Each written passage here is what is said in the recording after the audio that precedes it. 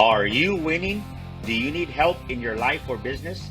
Could you use some inspiration, business strategies, and success principles? I'm Daniel Gomez, award-winning business coach, keynote speaker, and best-selling author. On the Daniel Gomez Inspire Show, we will help you create a successful life and elevate your business. Together, we will discover the keys that unlock your success and dreams.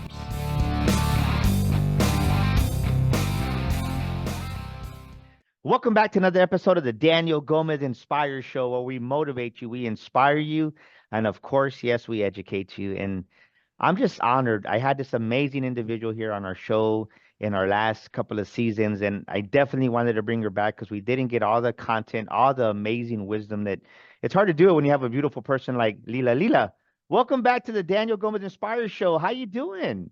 Grateful to be alive, brother. So happy to be here. Thank you so much. Well, I love your smile. I love your energy. And I've been blessed to share the stage with you.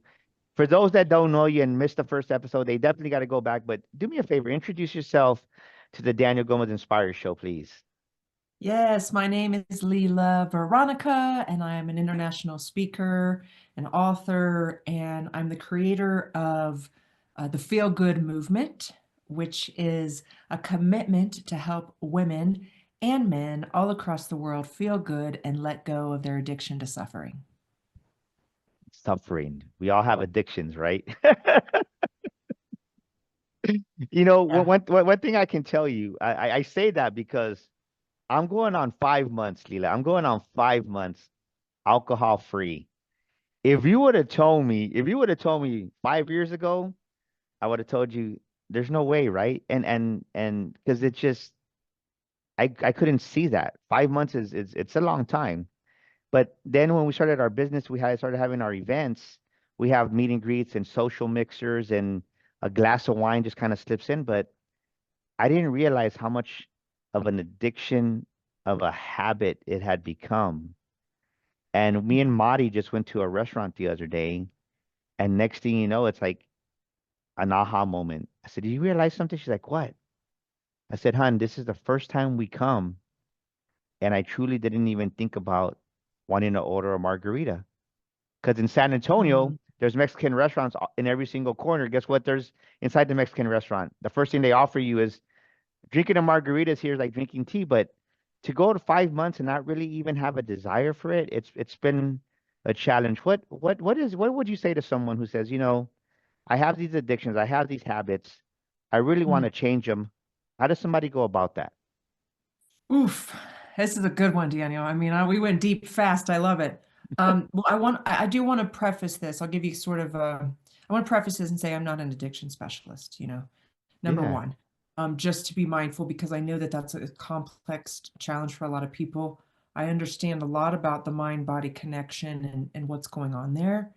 But what I'll tell you from experience with I've worked with a lot of clients who I do body work with people, mindset work. So I bring the body into the mindset work. So when they do this work, what ends up happening because they're spending time with their mind in their body, they start to value themselves more. They start to love themselves more. So there's two things. So number one, they value themselves more, they love themselves more. And so all of a sudden they don't really want to poison themselves as much because they love themselves more, Mm. because they spend time with themselves. So that's one of the first things. And another thing is they replace the activity, the habit, with something else, like movement, like a 10-minute movement practice, a 5-minute, a breathing practice, right? Everybody's a little bit different. I teach movement because my people tend to be like real heady, intellectual, Yeah. smarty pants. And so for them to get out of that zone, I get them into the body. Now, um, I've had a lot of people who have been on also meds.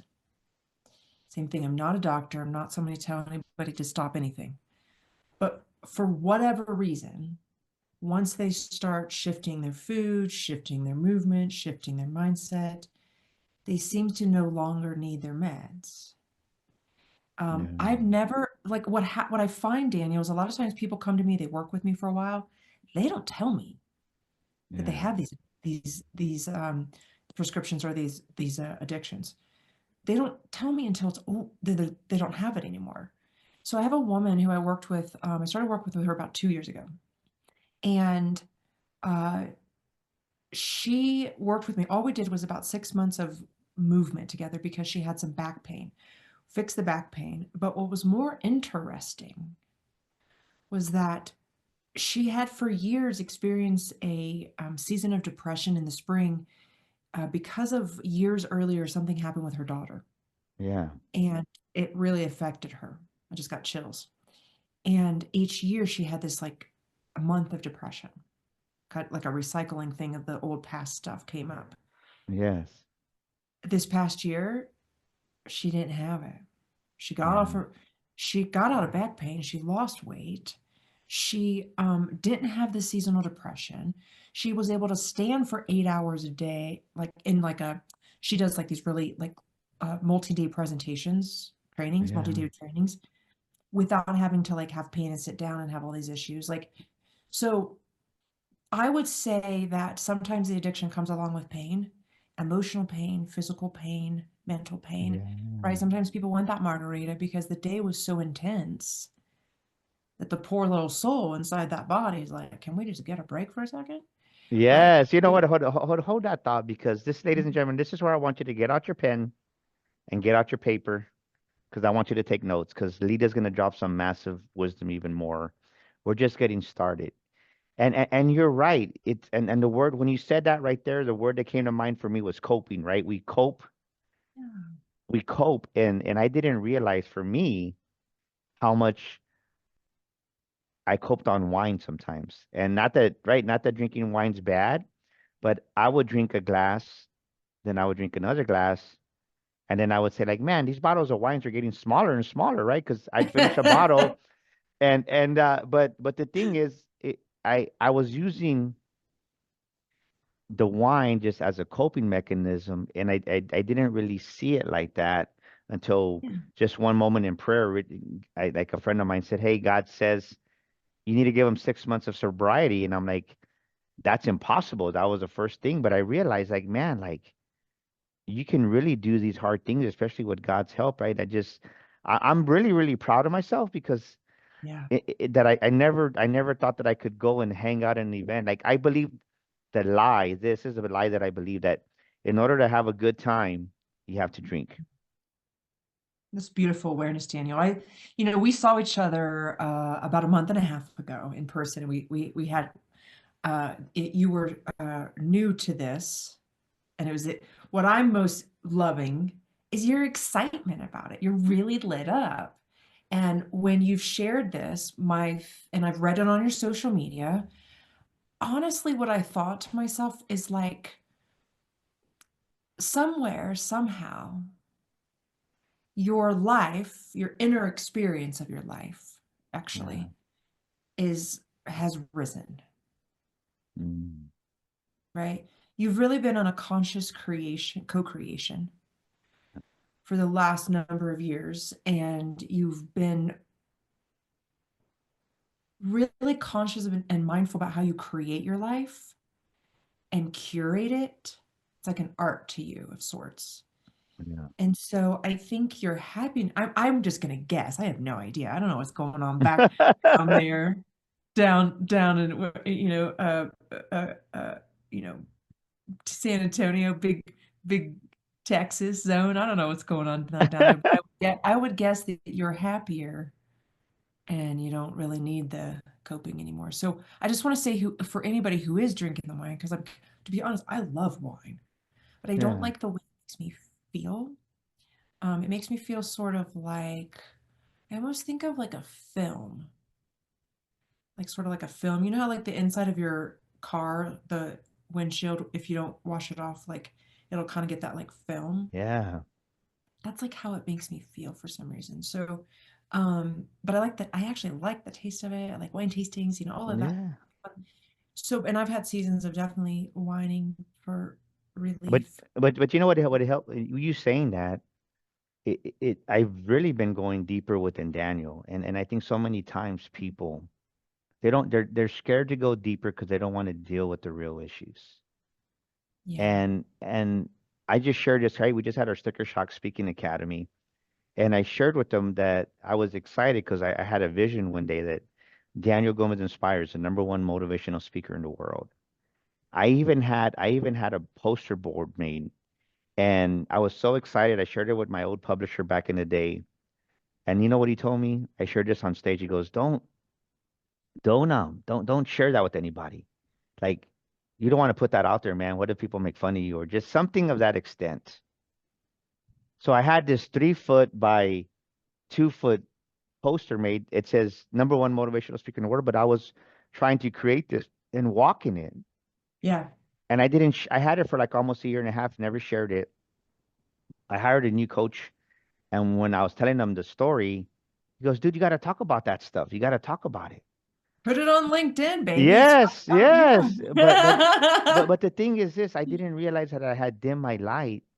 And because I believed him and I respected him and he was a person of authority, I was self-sabotaging myself. And this revelation just came to me um on stage. Like, I had this vision, but somewhere along the way, Daniel keeps self-sabotaging himself where that Yeah. truth it's not like I'm not walking in that. So, ladies and gentlemen, think about what Lila's saying right now. Where in yourself do you need to be more mindful? Where in Yeah. yourself do you need to start paying attention to? Maybe for you it's not an addiction. Maybe it's a bad habit you got to break.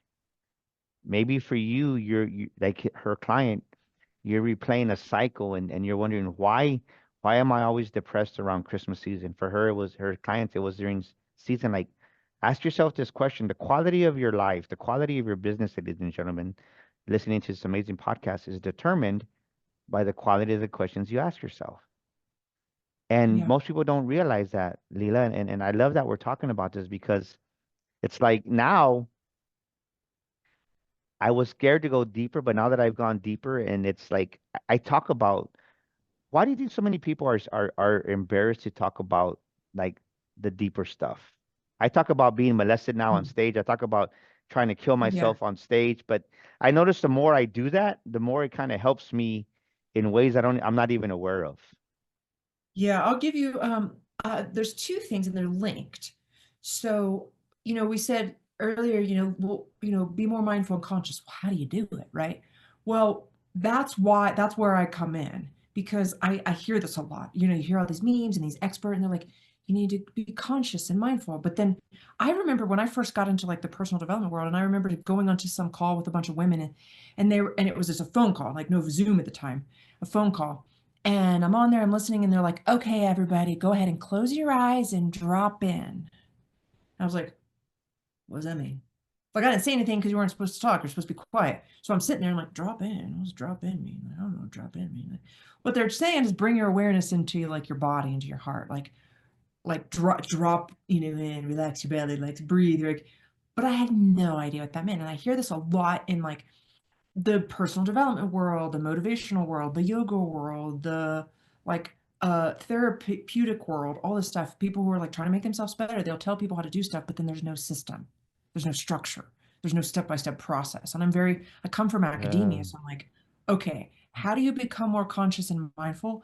Now, if this is new to you, my recommendation is just learn how to breathe consciously. So I love what I teach because it makes you be more conscious of how you walk, sit, stand, and move through space. But I would say step one, breathe wide like you have fish gills. okay. And just as you exhale, just like relax. But if all you did was breathe wide, because people are like, take a deep breath. But do you know how hard it is to take a deep breath if you're tight inside? Even if you don't have like six-pack abs, you're tight inside probably. Most people are. Yeah. And so it's really difficult to go deep in breath. But if you breathe wide, your breath will go deep. Mm. Yeah. So that would be my first advice. In So how do you terms, breathe? So let's go a little bit deeper. How do you breathe wide? you bring your mind Mhm. to your rib cage And if you want, you can even like cross your arms and touch your rib cage, sort of like you're hugging yourself under your chest, you know, and then because that little tactile sensation can help you bring your mind there, and then you just breathe. You can breathe through your nose if that's challenging. Sometimes people have deviated septums or challenges in the beginning, Yeah. so you can even breathe in your mouth, and you'll notice, and then you exhale. Just relax your belly when you exhale. You'll notice most likely one side of your rib cage expanded more, Yeah. right? And what I teach people is how to actually breathe with your, like in a 360-degree way. So the sides first, then the back, then we lift the ribs up like a hot air balloon. So I have an algorithm, a step-by-step process for people to become more mindful, how you Yeah. walk, how you sit, how you stand. Um, for me, because I'm an academic intellect, you know, heady gal, the body has been the path for me to become mindful. Mm. So, because your mind is in all your parts, right? And your pinky toe, even, right? Yeah. Well, Yeah. but I love that because Yeah. I, one thing I love about you is the way you just kind of describe things, and just to what you just said the last time, I think you said two things, right? I'm gonna tell you from experience. So, ladies and gentlemen, what Lila's saying, it's not theory, it's not hypothesis. She's experienced this in her life. Myself, right? When I teach the Millionaire Mind Bootcamp, I don't teach off a book. I teach off of what I've experienced, the principles that have worked for Daniel. You and I are both speakers. We know what it takes to be a successful speaker. We don't teach from a paper from experiences that we've been through on ourselves. And one thing that I realized talking about the pinky toe to reference that is that a lot of people that come to the Millionaire Mind Bootcamp, that come to Sticker Shock, they probably work with you. They don't realize that sometimes as they're elevating to that next level, that next version of themselves, that they're becoming the new you. I call it the journey of becoming. Mm. These traumas that are trapped inside of them start arising and they have no idea what they are. And to reference what I said a minute ago, it's like you start to self-sabotage yourself and you don't even realize it. You don't have the awareness to realize that you're self-sabotaging yourself. Yeah. Yeah. We'll go into, let's talk about that a little bit. And what I want to say is I just want to give Daniel a plug here for a moment. If you are self-sabotaging, it's exactly why you need a coach like Daniel, or somebody, because you can't always see yourself. You can't always see where you're self-sabotaging. You and I both get coaches because of this, right? You and I have both helped each other, so, you know, giving each other ideas and all that kind of stuff. And then all of a sudden, like I remember one day giving you an idea and you literally went out like that week and implemented it and it like, you know, and it was like amazing. You're like, hey, I did that thing you said I could do and I did it. And it just we open each other's mind to possibility, right? And that's why I would say if you're self-sabotaging, like don't keep doing it. That's insanity. Like Yes. get some help. So I say that from my own perspective, because I remember there was a moment where I had all these problems and I realized that all the problems I had ever had, the only thing in common was me. So I wanted to fix it. I was like, I'm not going to be dumb, right? Excuse my, Yeah. excuse me, it could be kind of not nice, but like that, I was just like, I'm not dumb. So, I was like, okay, I'm gonna figure this out, right? So, I will say though, so my path was doing the body work, and then I got into mindset work afterwards, coaching, all that stuff afterwards. I spent about 2 years doing just body work as my therapeutic. I didn't know about all the other stuff, to be honest. Um, but what I'll tell you is this is why most people don't want to do it, whether it be the digging deeper, whatever kind of work, mindset, Yeah. transformational work. It doesn't matter where part of your life, how you do it. I spent the first 6 months, every time I practiced the body stuff I do, for first 6 months, I cried every single day on the mat. It was painful. And what I'll say is that also, most of the stuff that we're struggling with is somehow linked to something between the ages of like 0 to 6 or 0 to 7 age. Some belief system that we have from our young translated to some action we did, and then we have pain. And then if we're going to do the transformational work, we got to feel the pain beyond the experience we just had, or not, the loss we just had, the grief, right? But it's something deeper. Yeah. And that's hard. It just is. And it's also so deeply ingrained inside of us. Most people think that they couldn't even possibly change. It's too hard. But I want to tell you that with loving support, uh, you can do it, and you can actually do it faster than you might think, right? Yeah. Are you an aspiring speaker? Do you have a book that you've been wanting to write for months, maybe even years? Or are you an aspiring podcaster? You want to start that podcast like the Daniel Gomez Inspire Show and don't know where to start? Well, at Daniel Gomez Enterprises, we can help you do all three. We can help you become that paid speaker, share your story to the world, write your book, and get your podcast launched and help you produce it. We'd love to help you. Give us a call at 210-663-5954. That's 210-663-5954. We can help you become that paid speaker, write that book, and launch your podcast. We'd love to hear from you. Give us a call now. People need to realize, right? Like, this is what I needed to realize is that I had to change a lot of things. But one thing that most people don't realize that needs to change is they need like you said, to change the results, you got to change your environment sometimes. And if the environment doesn't change, many things ain't gonna change. To change the result, you got to change the language that we use.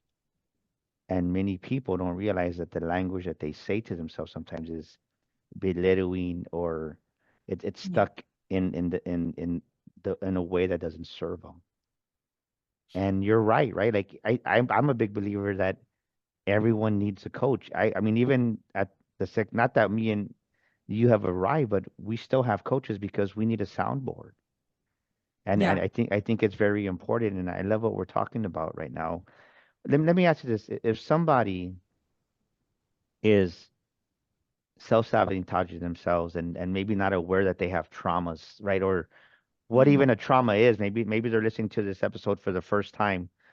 What's a basic way of realizing, like, man, I'm self-sabotaging myself? What's something that maybe comes to mind that you can give some value to our to be Mhm. aware of this? Yeah, I'll answer this. I'll say, here's how you know you're self-sabotaging. Tell yourself you're going to do something and you don't do it. That's simple, right? That's it. And I'll tell you, even if you have had a charmed life, you're like, I had a great family, I didn't really have trauma. The what could have happened is, like, say you were on the side of the road, like at a taco shop, eating a taco, and all of a sudden there was a car that had a backfire. And it felt scary to your, mind, and maybe you choked on a chip or something, right? Like, it could have been something that's not even that big of a deal. But when you're 6 years old or 5 years old or 4 years old and you hear some big noise and you almost choke on a chip, somehow, some way, the body thinks you need to stay safe, stay small, don't go outside, right? Like, there's all these things that Mm, potentially happen. We don't even know sometimes. Like, yeah. I've had all sorts of trauma, and I guarantee you some of the things that I've self-sabotaged had nothing to do with anything that I even remember, Yes. right? So I don't really I, believe that we have mm, to dig up all the memories. Now there's all sorts of methodologies. I'm not like an expert in all the methodologies, but I do know that the issues are in the tissues. So doing movement, if you're still all the time, if you're not moving enough, yeah. you probably have trauma. That's the Mm, truth. Because if you're not traumatic, like, you like to move and shake and money make, have a good yeah. time, go do things. Now, if you were traumatized, you'd be more internal inside. Right? Yes. Uh, I love this, right? So going back, you're an entrepreneur, I'm an entrepreneur. We belong to a great community in Denver. And is that why a lot of businesses, a lot of entrepreneurs, they start off right? They start off with their cognitive, right? They're excited. It's something new. And all of a sudden, 3 months, 4 months into it, they go from the cognitive thinking to the subconscious, non-conscious thinking. And now their real paradigm, their programming takes over. And that's where all the traumas are stored up. And then the Yeah. stuff that they were doing in the beginning, now they're not doing any of it. And I love what you said because I always talk about that. I said one of the most number one things that you self-sabotage with is procrastination. Procrastination is self-sabotage because Mhm. you put it off and you put it off and you don't even realize it. I love that you said that. You say you're going to do it and you don't do it. And unfortunately, every time you do that, it diminishes your confidence. Mm. The more you do it, the more you procrastinate, the lower your confidence. If you want confidence, just do what you're going to say. Like, there's this idea of like the one touch rule at your house. You're going to pick the laundry up. So instead of like picking the laundry up, folding it here, setting it down here, then putting it away, like just fold the laundry somewhere and put it away, right? Like just get it done. Don't Yes. pick a cup up from here and set it over here and then set it over here to set it over here, right? Like with the one touch rule, that's like one way you can do it. Like if I have this thing in my hand, go take care of it now. I like to think about like also like I'll have ideas and people in particular people that come to my mind. Yeah. And I used to not reach out, but now if I think of somebody, I just like reach out. And Yeah. it's wild because it's often they'll say things like, "Oh my God, I'm having such a hard time right now. I'm so glad you sent me a message." And that's another sort of like fun way to play with building um, integrity and Yeah. not procrastinating. It's a different kind of procrastination. It's not like a doing thing. It's like you get this idea, you get this divine sign. Like you got the divine sign, the divine message to say or to take a pause from margaritas, right? A lot of Yes. people get it, but they don't listen. They don't take action. They don't do it. So that's And another. do you believe it goes back to what you said earlier, right? Because they don't value themselves enough. They, Yeah, they they don't don't. value themselves. They don't think they deserve it, and the the pain of not having it, Yeah. that procrastination, that drama, that feeling of not deserving. There's some value there, you know. It's a Yeah. safety factor or something. It's real fascinating. So I just want everybody to know, like sometimes when you're like I remember one day saying to myself in my mind, I remember my mind saying, I'm smart enough, I work hard enough. Why can't I figure this out? And that was before I got help. Because I Yeah. was trying to do it all by myself. And I was like, yeah, I'm smart enough, I work hard enough. Why can't I figure it out? Well, business is not like a small feat.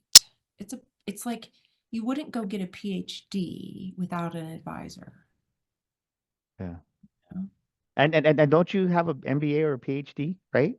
I have a bachelor's, a master's, and then um, I passed my qualifying exams, but I did not finish my But dissertation. but listen to this, ladies and So gentlemen. I've done Lila. the work, but not the No, finish, right? but I say that because sometimes people think that because right. I'm not knocking school because my daughter has her master's too, and my Yeah, son went. But a lot of times people get their bachelor's, get their master's, get their PhD, yeah. and in their own mind they think they arrived, and but they're still broke or they're still struggling because they're too smart for themselves.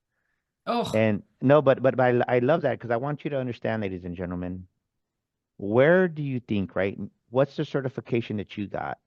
What's the diploma that you got? What is it that you got that internally you said, I arrived, I made it, and then you stopped growing? Listen to what Lila just said. She never stops investing in herself, even though she had her bachelor's, even though she had her master's, even though she had all these certifications and qualifications. She still went out there and sought help. And I think yeah, that that's one thing is I'm always trying to learn, right? I always say you got to be coachable and teachable. and want it. Because if you don't want it, it doesn't matter what, it ain't gonna happen. And Yeah. when you want it, you attract the right people. And I think that you need to listen, ladies and gentlemen. Write that down right now. Write it down. Did I not aware? Did I unawarely stop growing because I received this degree, this diploma, this recognition, whatever it is for you, or maybe for you, it's your title at work. Maybe you think, right, I'm the manager of XYZ, and you just stopped. Well, you know, one of the worst things I ever did for me was I had to go to pay off our house, our old house that we had. We paid it off.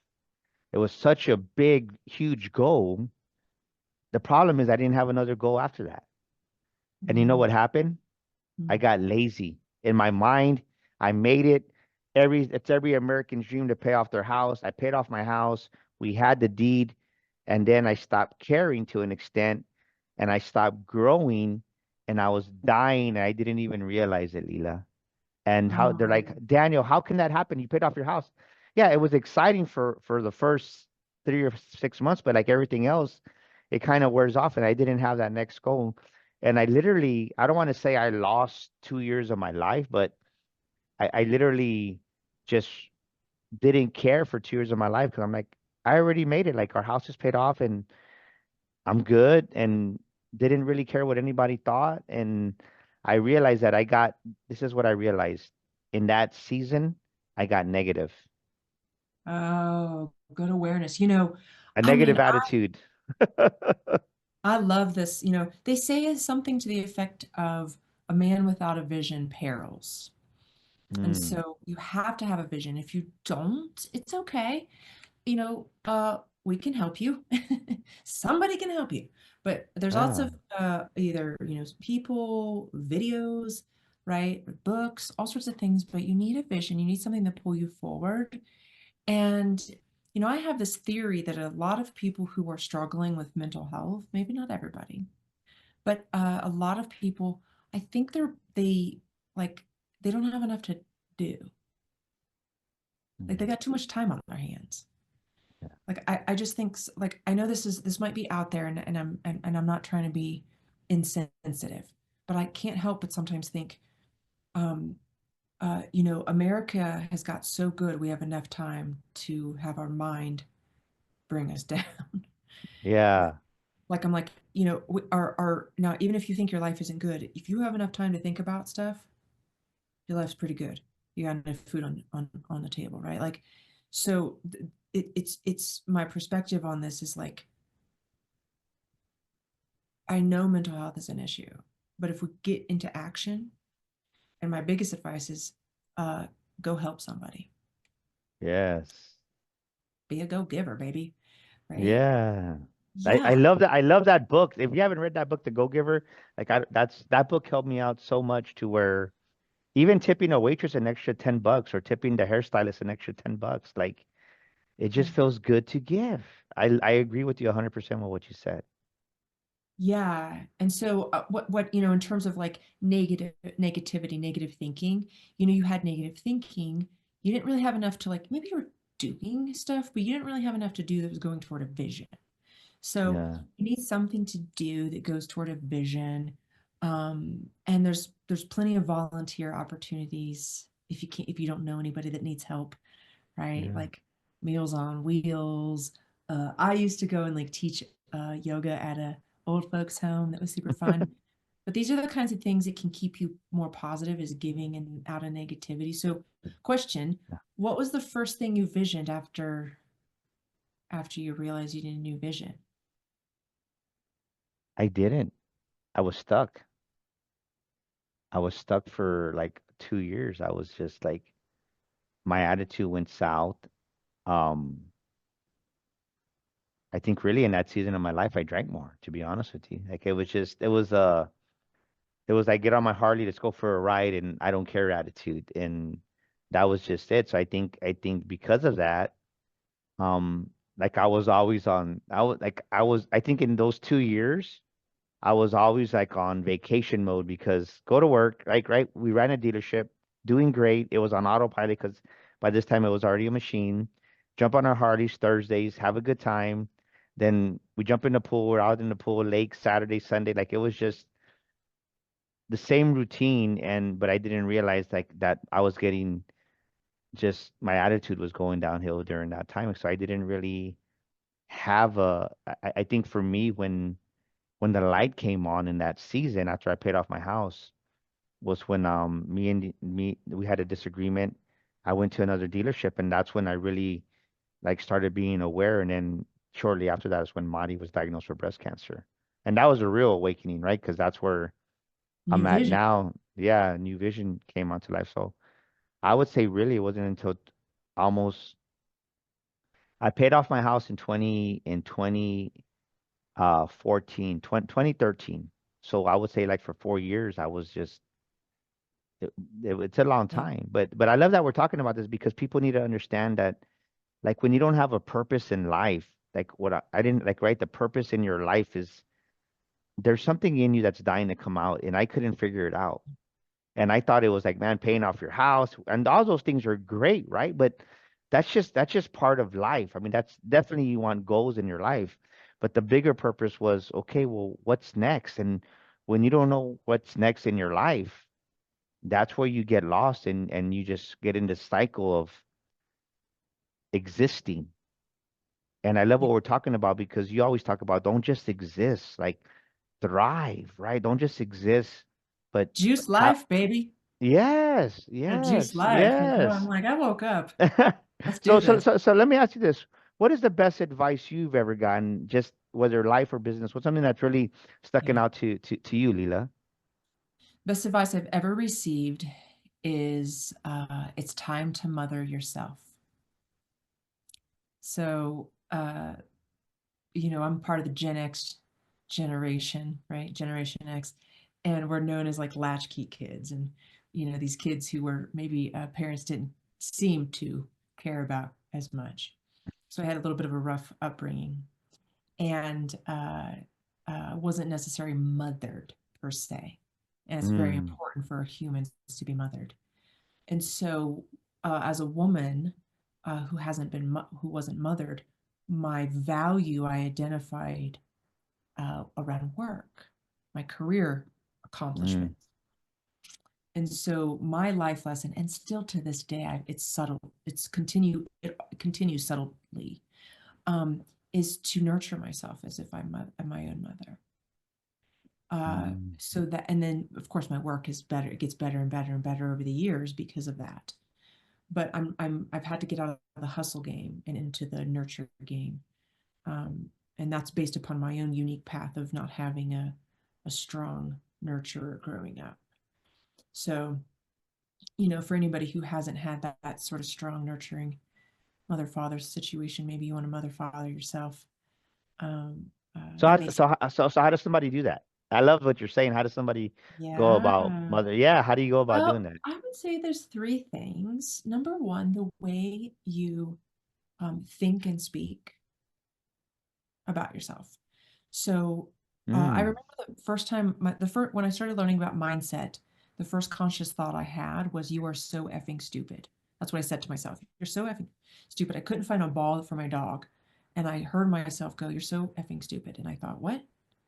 If there's one thing I'm not, is stupid."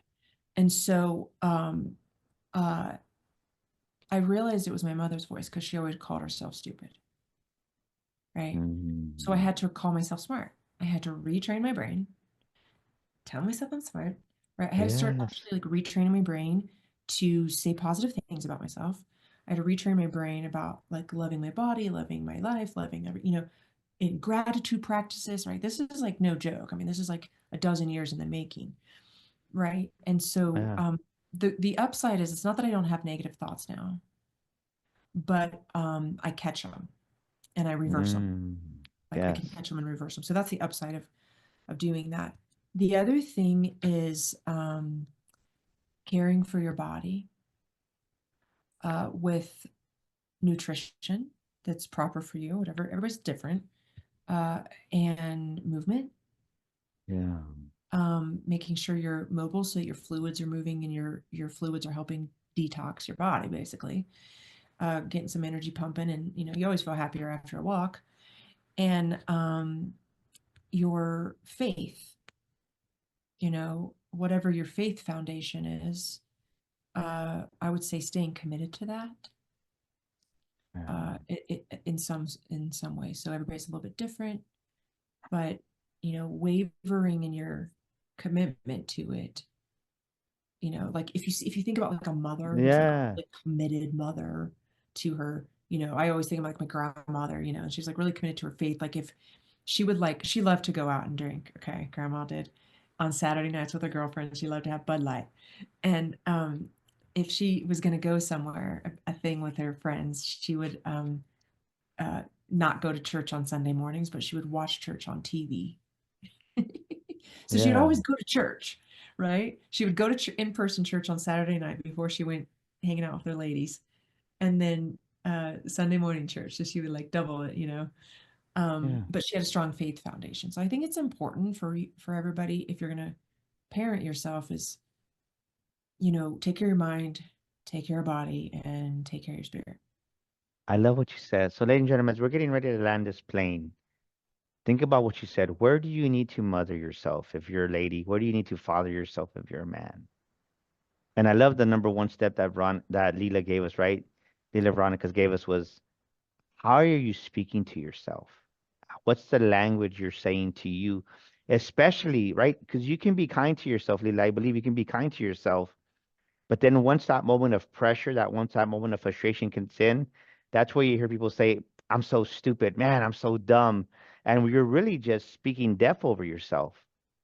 So I Yeah. want you, ladies and gentlemen, to really be cognitive of where in your language do you need to improve it and say, you know what, you're smart, you're amazing. Like, get in front of the mirror every single morning, and everybody usually has a mirror in front of their bathroom. Like, tell yourself you're amazing, you're beautiful. Like, I still do this till this morning. Like, I love you, Daniel Gomez, because you never give up. I love you, Daniel Gomez, because you always persevere. I love you, Daniel Gomez, because you're a mighty man of God. I love you, Daniel, because you're a loving father. Like, I tell myself this because I mean, we all have days where things just sometimes don't go the way we want them to go, and we have to overcome them through, are we speaking life over ourselves? And I love what you said that. So I think I love that tip number one: to mother and father Yeah. yourself better, be cognitive of the language you're speaking. I love to give everybody tips. So I just want everybody to hear Daniel said, I love you, Daniel Gomez. So my trick, and I'll use this like in difficult situations, or like sometimes I'm in a social situation and I feel kind of awkward, Yeah. or I'm like, I'm just like, I'm not like fully enjoying myself maybe. For some reason, it could be a variety of things, right? And I'll just say to myself, I love you, Lila. I love you, Lila. I love you, Lila. Right. So I've had to say, like I spent most of my life not liking my belly. So I spent time in the mirror looking at my belly, looking in the bathtub at my belly, literally saying out loud, I love you, belly. I love you, belly. I love you, belly. And now I'm like a woman, like in her, midlife, wearing crop tops because I'm not worried about my belly anymore, right? I'm not like hating on myself. I don't care what people think about my belly. I don't care. It doesn't matter to me. I love it. So I would say if you're new to like the mindset work, or if you need a new tool, just say I love you in your name over Yes. and over and over. Yes. I say it all the time. I love this, man. We're gonna have to bring you back for a third time. Oh This has man, been I know. amazing. I know. We could do so much together, Daniel. I love it. I'm so How grateful to does be here. how does somebody get a hold of the great Lila Veronica? Yeah, well, there's a couple ways. Number one, I love new social media friends. So whatever platform you're on, you can find me, Lila Veronica. It's Lila, Lila Veronica. And I love to offer everybody a complimentary, it's a super short 10-minute training on how to sit to avoid back pain. So a lot of people work at computers, drive in the car, sit on, Yeah. just sit a lot for meetings on Zoom all day. And so I have a big passion to help people be out of pain. And you can find that at bodywithlila.com. And you can always schedule a time with me if you want a deeper strategy session at I speakwithlila.com. love it. And we'll put that in the show notes, ladies and gentlemen, of course, to connect with her. And Thank you, my dear friend, for coming on our show and adding so much value. And thank you to all our listeners around the world. Daniel Gomez Inspires is not just one of the top podcasts here in the United States, but also globally. So thank you for, without you, the audience, there wouldn't be anybody to listen or watch our show. So thank you so much for making us one of the top podcasts on iTunes. And maybe you're thinking about, man, I need some more help. Well, our new book, Sales Accelerator: The Makings of a Millionaire Mind. Every business needs sales, every business needs revenue. And sometimes, like Lita said, we feel unworthy because we talk negative to ourselves. Get a copy on Amazon right now or get a copy on Audible. It's going to change you because you know what I find out, ladies and gentlemen, is a lot of realtors can sell $100,000 house, but many can't sell $1 million house because they don't feel worthy and deserving of it. So we want to Mm. help you here. Until next week, ladies and gentlemen, we want to see you here back on the Daniel Gomez Inspire Show. Thank you again, Lila, for adding so much value. And thank you once again, audience, for being here with us. We'll see you next week on the Daniel Gomez Inspire Show. This is Daniel Gomez Inspires, and thank you for listening to our show today. Please share this episode with a friend, leave us a review, and subscribe to our show. And for listening to our show today, I want to give you a free gift. I want to invite you to our Millionaire Mind community. Text the word millionaire, that's millionaire, to 210-942-5059. Yes, join our community today and receive millionaire affirmations, inspirational quotes on a weekly basis. That's 210-942-5059. Text the word millionaire today and join our community. And once again, thank you for listening to our show.